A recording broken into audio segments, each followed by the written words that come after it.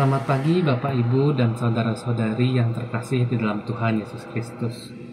Kembali lagi dalam renungan harian GKI Kebon Jati bersama saya Coren. Dalam renungan hari ini saya mengangkat tema kasih tanpa batas. Saya akan membuka renungan ini dengan sebuah cerita berjudul Tommy yang bodoh. Di Ohio, Amerika Serikat pada tanggal 11 Februari 1847, lahir seorang anak dengan nama panggilan Tommy.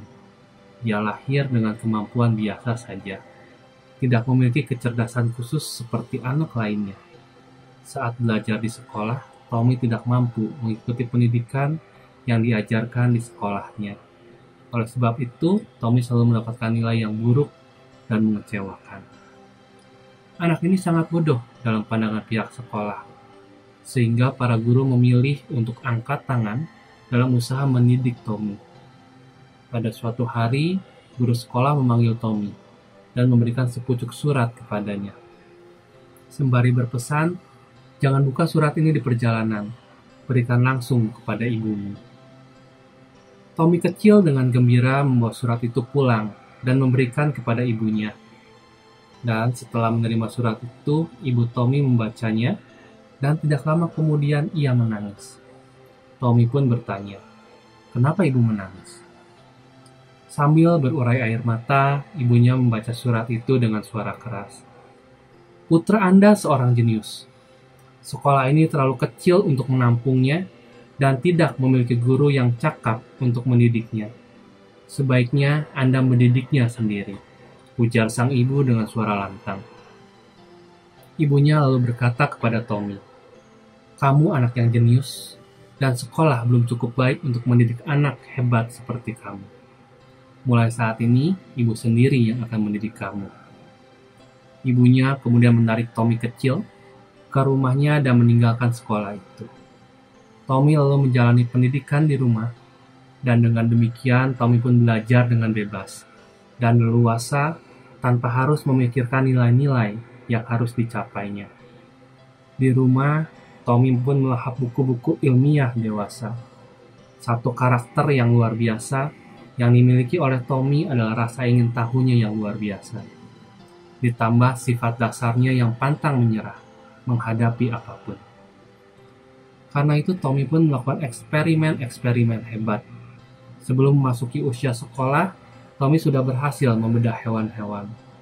Hal ini karena rasa ingin tahunya yang besar terhadap hewan-hewan di sekitarnya. Di usia 12 tahun, Tommy kecil sudah memiliki laboratorium kimia kecil di ruang bawah tanah rumah ayahnya. Dan setahun kemudian, dia berhasil membuat telegraf, yang sekalipun bentuk dan modelnya primitif, tapi dapat berfungsi. Di usianya yang masih belia, Tommy sudah bekerja dan mencari uang sendiri, dengan berjualan koran di kereta api selama beberapa tahun. Kemudian, Tommy bekerja sebagai operator telegraf, sampai akhirnya Tommy pun naik menjadi kepala mesin telegraf di Amerika. Saat usianya mencapai 32 tahun, dunia tidak lagi gelap gulita ketika malam hari. Tommy yang dianggap bodoh waktu kecil, berhasil menciptakan bohlam lampu pijar yang mengubah wajah dunia selamanya. Peristiwa itu jauh setelah ibunya wafat, dan Tommy telah menjadi tokoh penemu pertama. Pada suatu hari di rumah, dia melihat barang-barang lama keluarganya. Tiba-tiba dia melihat kertas surat kecil terlipat di laci meja ibunya. Dia mulai membuka dan membaca isinya. "Putra Anda, anak yang bodoh. Kami tidak mengizinkan anak Anda bersekolah lagi."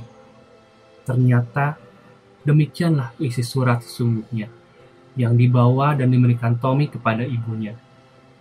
Waktu sepulang sekolah dahulu, Tommy terkejut dan menangis berjam-jam setelah membaca surat tersebut. Ia kemudian menulis di buku diarinya, "Saya, Thomas Alva Edison, adalah seorang anak yang bodoh, yang hanya karena seorang ibu yang luar biasa, mampu menjadi seorang jenius pada abad kehidupannya." Jika kita menikmati lampu yang terang saat ini, ingatlah bahwa kita berhutang bukan hanya pada seorang Thomas Alva Edison, tapi juga kepada seorang ibu yang melihat dari perspektif yang berbeda, yaitu kasih. Bapak, Ibu, dan saudara-saudari, ayat Alkitab untuk menjadi bahan perenungan kita bersama saya ambil dari 1 Yohanes 4 ayat 16 yang berbunyi demikian. Dan kita mengenal dan percaya kepada kasih yang Allah berikan kepada kita. Allah itu kasih, dan barang siapa tinggal dalam kasih, ia tinggal dalam Allah, dan Allah tinggal di dalam dia. Ayat ini mengajak kita untuk mengenali dan percaya kepada kasih yang Allah berikan. Kasih-Nya yang tidak berkesudahan seperti air terjun yang terus mengalir. Mari kita renungkan kasih tersebut dalam kehidupan kita sehari-hari, terutama dalam hubungan dengan sesama. Hari ini bersyukurlah atas kasih yang tidak berkesudahan, yang telah Tuhan curahkan dalam hidup kita. Sebagaimana Ibu Thomas Alva Edison memberikan kasih pada anaknya tanpa melihat cacat dan kekurangannya. Demikian pula Allah memberikan kasih-Nya kepada kita, tanpa memandang dosa dan kesalahan kita. Mari kita belajar memberikan kasih yang tidak berkesudahan kepada sesama. Tidak hanya kepada mereka yang kita cintai, tetapi juga kepada mereka yang mungkin dianggap bodoh atau tidak berharga oleh dunia. Kasih yang tidak berkesudahan adalah cermin dari kasih Tuhan yang memulihkan, mengangkat, dan memberi keharapan. Tuhan Yesus memberkati kita semua. Amin.